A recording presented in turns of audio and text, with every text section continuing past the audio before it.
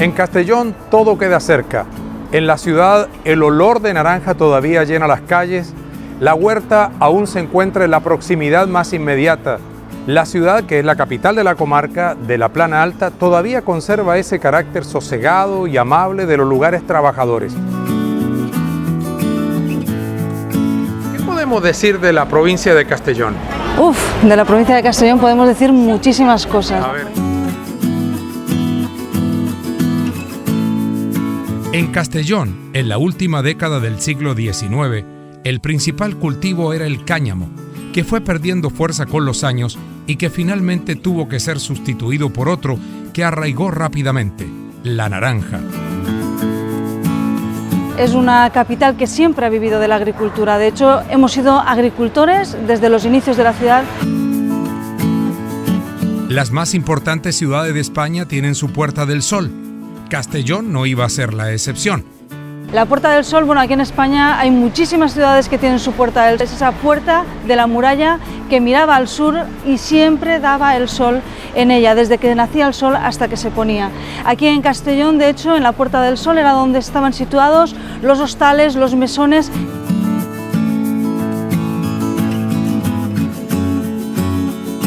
El Museo Etnológico de Castellón se inauguró en 1985 en la ermita de San Jaime de Fadrel, con el apoyo del Ayuntamiento y el impulso de Rafael Ribes Pla. Nos encontramos en el Museo de Etnología de Castellón y aquí justo en la entrada estamos en un caserío del siglo XVIII. Nos encontramos un elemento que aparece sobre todo en las fiestas del Corpus valencianas, los gigantes y los cabezudos o los nanos.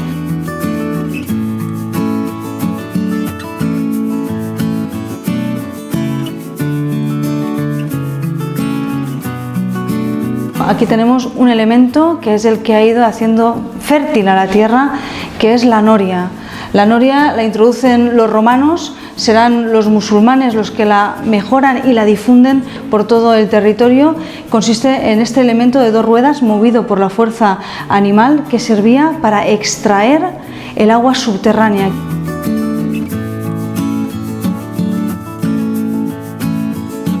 Bueno, la iglesia que tenemos detrás es la concatedral de Santa María. La iglesia se construye, una pequeña iglesia, en el momento de la fundación de la ciudad en el siglo XIII.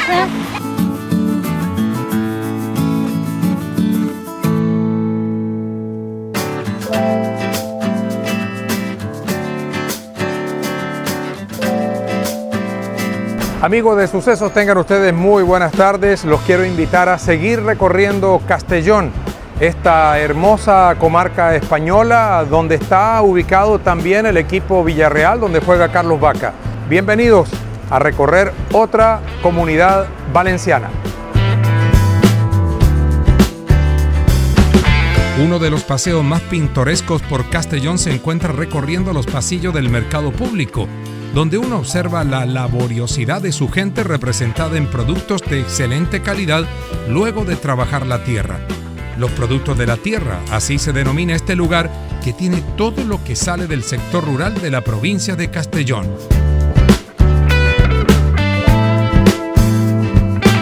Bueno, ahora estamos aquí en el mercado público de Castellón, viendo los productos de la tierra. ¿Qué tenemos en esta mesa, María? Bueno, estamos en el mercado central, efectivamente. Bueno, aquí en la mesa tenemos un poquito de todo, ¿no? Lo que hacemos en la tierra. He empezado diciéndoos que aquí hacíamos de todo, y entonces esto es un ejemplo de lo que tenemos en la provincia. Tenemos aceites muy buenos, desde el norte hasta el sur de la provincia. Sí, aceite de oliva, siempre aceite de oliva. Después tenemos, bueno, aquí el embutido, que normalmente se hace en las zonas del interior. Esto sobre todo, esto es la llonganisa de Pascua, que se llama. Es un embutido característico de cuando llega la Pascua, la Semana Santa, es lo que comemos, pero bueno, también se come en otras épocas del año. Luego tenemos los turrones. Wow. Los turrones, toda la zona entre las montañas costeras y las montañas del interior, tenemos un montón de extensión de almendros y todavía hacemos el turrón, ¿no? Que es el 60-70% del turrón, es almendra junto con miel y azúcar. Después del moscatel, que ahora no se ve tanto en nuestras tierras, pero era característico de toda esta zona. Aquí plantábamos... Un vino dulce, ¿no? Sí, es un vino dulce hecho con la uva moscatel, de ahí su nombre. Y después las mieles, todas de la zona de la Sierra de Espadán y de la zona del Palancia, extraordinarias. Bueno, y estos pudines que están aquí, estos dulces. Bueno, esto lo llamamos rollitos, son rollitos de anís, y luego esto es el pastisset, que es lo característico el formato característico del pastel de la zona. En este caso en concreto es de la zona de Morella, del interior, que está relleno con una pasta hecha con requesón y con almendra y canela, buenísimos. Normalmente lo hacemos también para Semana Santa y lo rellenamos o bien con cabello de ángel o con boniato. Óyeme, aquí hay mucha cerveza artesanal también. También hay mucha cerveza artesanal. Ahí veo una cantidad de cerveza artesanal. Sí, toda esta es de la zona del interior, aquí en la zona de Peñíscola, en la zona del Peñagolosa, en la Alcora. Hay distintos puntos donde hacen cerveza artesanal, incluso aquí en la ciudad de Castellón. Bueno, para nadie es un secreto que el queso en España es una ciencia. ¿Cómo andamos de queso aquí en la provincia? El mejor. ¿Verdad? El mejor. Ajá. Aquí también desde el sur, en la Sierra de Espadán, en Almedíjar, hacemos queso. Aquí al ladito de Castellón, en Almazora, tenemos los quesos de Almazora buenísimos. En Catí, en Benassal, en San Mateu, en Morella, toda nuestra provincia, sobre todo la zona del interior, que es zona de ganado, ¿no? Aprovechamos la leche de la vaca, de la cabra y de la oveja para hacer los mejores quesos, vamos, para mí del mundo.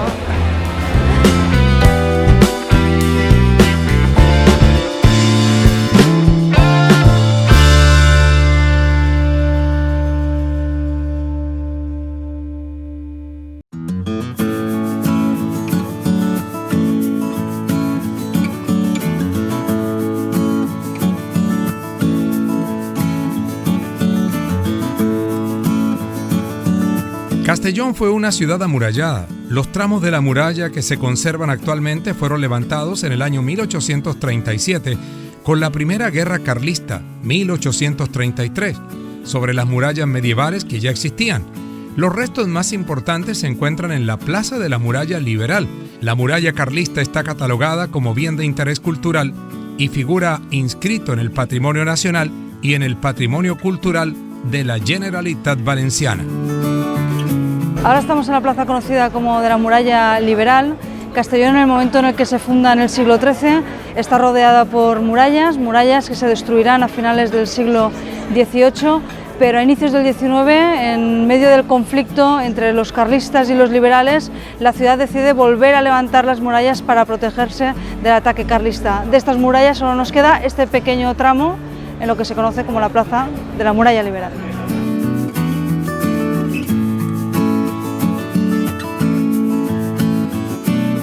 El escultor Melchor Zapata moldeó 3 colosales esculturas emplazadas en el norte de Castellón que representan a los 3 principales protagonistas de la novela Tomba Tossal, sobre el origen mitológico de la ciudad.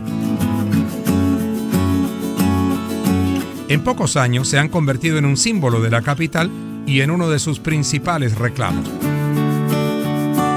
La figura del gigante, sosteniendo una roca sobre su cabeza, fue la primera en levantarse en la avenida Verger del Lledó, con motivo del 750 aniversario de la fundación de la ciudad.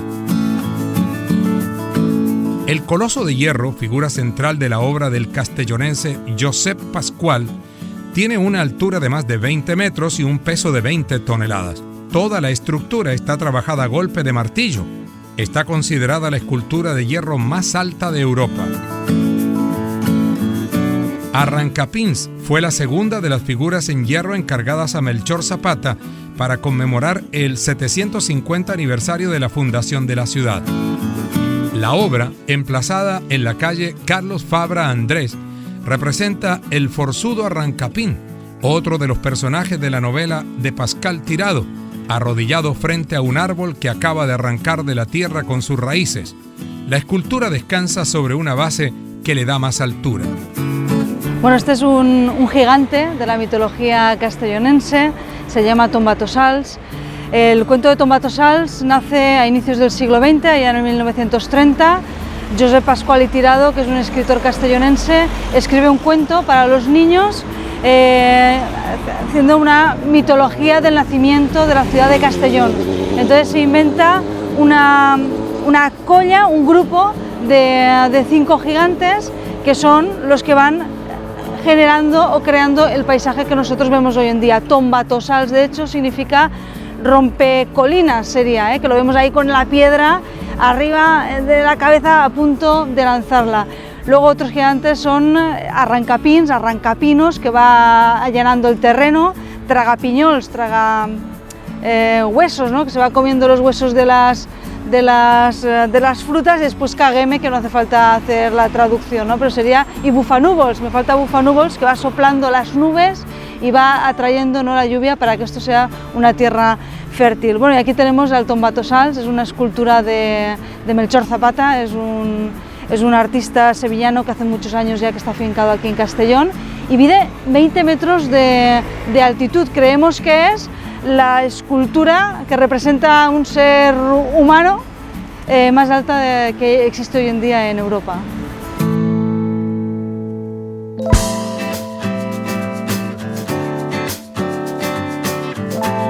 Otro indiscutible atractivo de la ciudad de Castellón es el desierto de Las Palmas, que se sitúa en una serranía de la comarca de la Plana Alta, que se encuentra paralela a la costa. El lugar ha estado poblado desde el Neolítico, aunque la llegada de los padres carmelitas marca el comienzo de su historia escrita.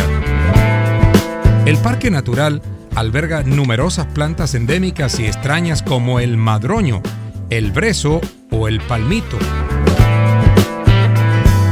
Ahora nos encontramos en el desierto de Las Palmas, un parque natural protegido que tenemos a 8 kilómetros de la capital. Estamos en un paraje que llama muchísimo la atención. Cuando a uno le dicen vamos a ver el desierto de Las Palmas, todo el mundo se imagina un lugar desértico donde no hay vegetación, y nos encontramos justo todo lo contrario. De hecho, el desierto de Las Palmas, por sus características geológicas, tiene la piedra de rodeno rojiza, que nos da indicación de que tiene muchísimo hierro. Es una piedra muy porosa que absorbe muchísima agua y eso favorece que crezca la vegetación. Y entonces se pregunta la gente, ¿por qué le llamamos desierto? Es un desierto espiritual. De hecho, los orígenes del desierto de Las Palmas están en el siglo XVII. En el siglo XVII, la comunidad de carmelitas descalzos decide crear una figuración del Monte Carmelo y escogen el desierto de Las Palmas. El desierto de Las Palmas, en el corazón de estas montañas, construyen un convento al que ellos llamarán desierto, ese lugar alejado del resto del mundo que simboliza el Monte Carmelo y que está cerquita de Dios. Vamos aquí a alejarnos, ¿no?, para rogar a Dios. Las vistas desde aquí arriba son extraordinarias, vemos todo el llano. Si el día está claro, vemos incluso el puerto de Valencia y el Montgó en Denia, allá en Alicante, y es una auténtica gozada porque si subimos hasta el Monte San Miguel vemos incluso todo el interior de la provincia, cómo se abre hasta el Monte Peñagolosa, nuestro gigante de piedra que le llamamos. El Parque Ribalta constituye una de las zonas más representativas de la capital de La Plana. Su configuración parte del último tercio del siglo XIX, cuando Castellón inicia tímidamente un despliegue hacia la industrialización que se impone en toda la región y que no llega a arraigar con fuerza, manteniéndose las tradicionales actividades del artesano.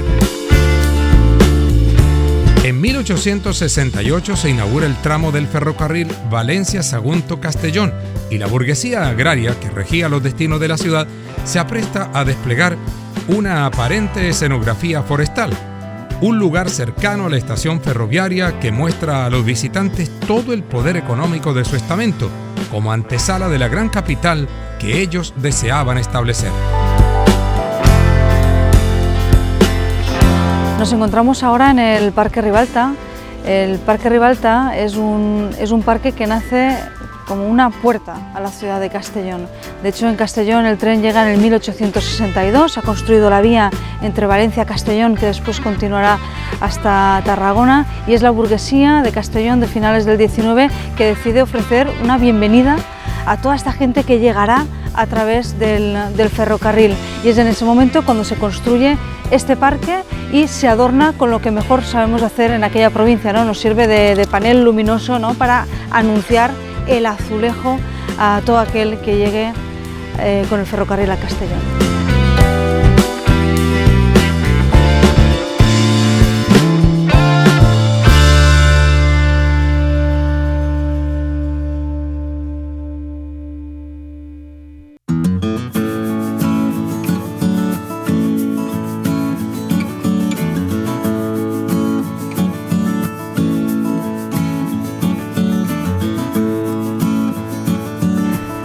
Bueno, aquí estamos con esta escultura que nos está hablando del cultivo principal que tuvo la ciudad de Castellón hasta la introducción del naranjo, el cáñamo. El cáñamo ha sido siempre una fibra muy utilizada, de hecho era prácticamente la única fibra utilizada para la elaboración de los vestidos, para la elaboración de las sogas, para la elaboración de los sacos, para la elaboración del calzado. Era la fibra por excelencia durante toda la Edad Media. Aquí en Castellón tenemos un clima extraordinario, ya lo he dicho otras veces, entonces este clima y la facilidad con la que el cáñamo se cultivaba hacía que tuviéramos hasta 2 producciones de cáñamo al año. El cáñamo empieza a ser importantísimo para la población desde el momento en el que hacemos el descubrimiento, bueno, sí, porque no, los americanos no sabían que existían hasta que nosotros llegamos. 1492 supone un punto de inflexión, se agranda el Imperio Español y además con el bisnieto de los Reyes Católicos tendremos incluso las Filipinas, tendremos Flandes, tendremos un enorme imperio que tenemos que mantener, que significa barcos. Barcos y barcos y barcos para mantener todo este imperio. Un barco de tamaño medio necesitaba entre 60 y 80 toneladas de cáñamo al año, en forma de velas, de sacos y sobre todo de sogas. ¿Qué significa eso? Que a partir de este momento, del siglo XVI, es clave, empezamos a ser los principales productores de cáñamo para la Marina Española, y la Marina Española el único cliente del cáñamo castellonense. En el siglo XVIII seguimos con el cultivo del cáñamo, vamos a más, pero claro, estamos en una pequeña ciudad cristiana, medieval, dentro de sus murallas, con las calles estrechitas. El trabajo del cáñamo es muy duro, hay que recolectarlo, hay que ponerlo a remojo, hay que dejarlo que se tienda para que seque, hay que después darle golpes muy fuertes para sacar la fibra interior, hay que peinarlo. Todo ese trabajo se realizaba dentro de las murallas. Y bueno, yo no sé si lo saben, pero el cáñamo es de la familia del cannabis, lo cual producía, bueno, la gente iba súper contenta por la calle. No iba contenta, lo cierto es que eso hacía emanaciones que producían desmayos, la gente iba bastante mareada por la calle y el ayuntamiento decide trasladar todo el trabajo del cáñamo fuera de las murallas, a un huerto abandonado que había de olivos en el exterior de la ciudad. Y es donde ahora nos encontramos, en el huerto de los Sogueros, aquel huerto fuera de las murallas que se consagró al trabajo del cáñamo, y eso es lo que nos está contando esta escultura. De hecho, a los pies de la escultura vemos los 2 personajes más representativos del trabajo del cáñamo. El menaor es el que coge el cáñamo ya podrido, la parte de fuera, coge el cáñamo y empieza a darle golpes muy fuertes para que la fibra sea muy elástica y sea buena, y el menaor, que con la rueca va dando a la fibra, va dándole y va haciendo el hilo con el que después se realizarán pues todos los productos que he dicho anteriormente. El cáñamo era un producto estratégico. En el momento en el que se introduce el vapor en los barcos, ya necesitamos menos cáñamo, y en el momento en el que mecanizamos el algodón, que era una fibra mucho más fácil de mecanizar que el cáñamo, ya desciende el cultivo del cáñamo y ya empezamos a avistar la naranja como un posible sustituto. Esto se produce a finales del siglo XIX.